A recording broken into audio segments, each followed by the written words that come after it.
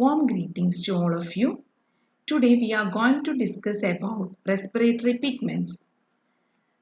Respiratory pigments are complex colored metalloproteins involved in the transport of respiratory gases. The respiratory pigments help to circulate oxygen to different parts of the body and also helps to release carbon dioxide back to the environment. The most common respiratory pigments include hemocyanin, hemoerythrin, chlorochlorine, myoglobin, and hemoglobin. Hemocyanins are copper-containing respiratory pigments present in many mollusks and arthropods. It has two copper atoms that bind a single oxygen molecule. Hemocyanin is bluish purple when it is oxygenated and colorless when deoxygenated. The major factor responsible for the common allergies to shellfish is the presence of hemocyanin in them. That is, here the hemocyanin acts as an allergen.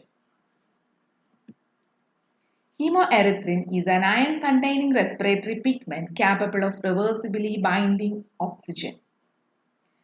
Some phyla that contain hemoerythrin include brachiopods, annelids, and sipenculids.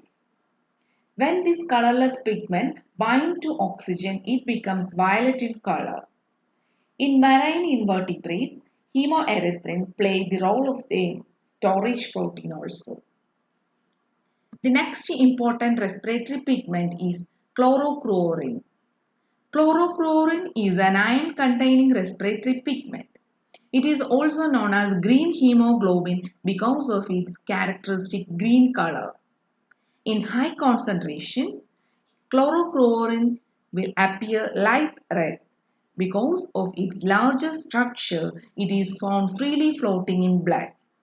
Chlorochlorine is found only in a few marine polychaetes. Myoglobin is also an iron-containing metalloprotein found in the muscles of vertebrates and certain invertebrates.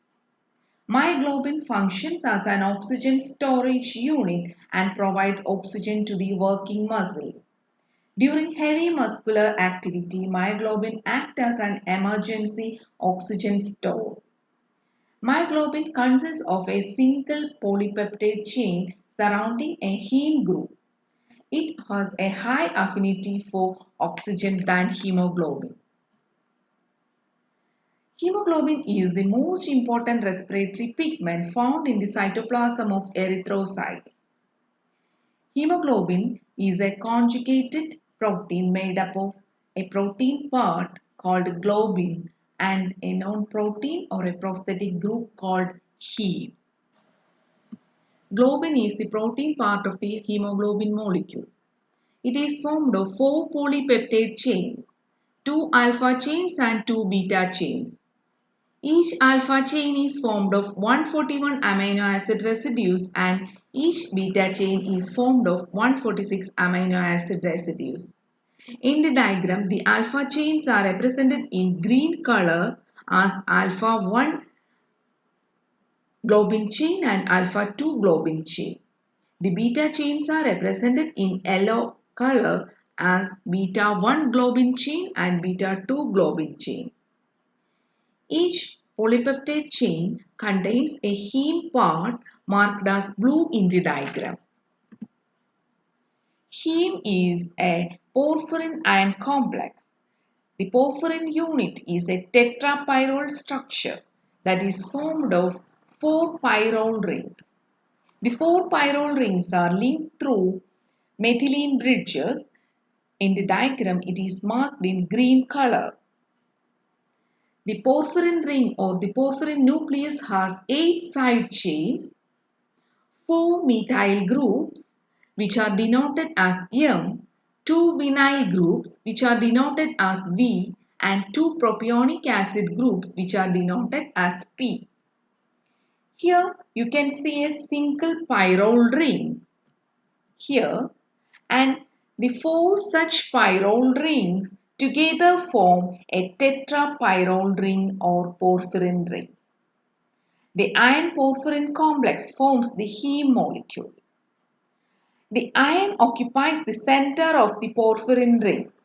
Iron is the site of attachment with oxygen.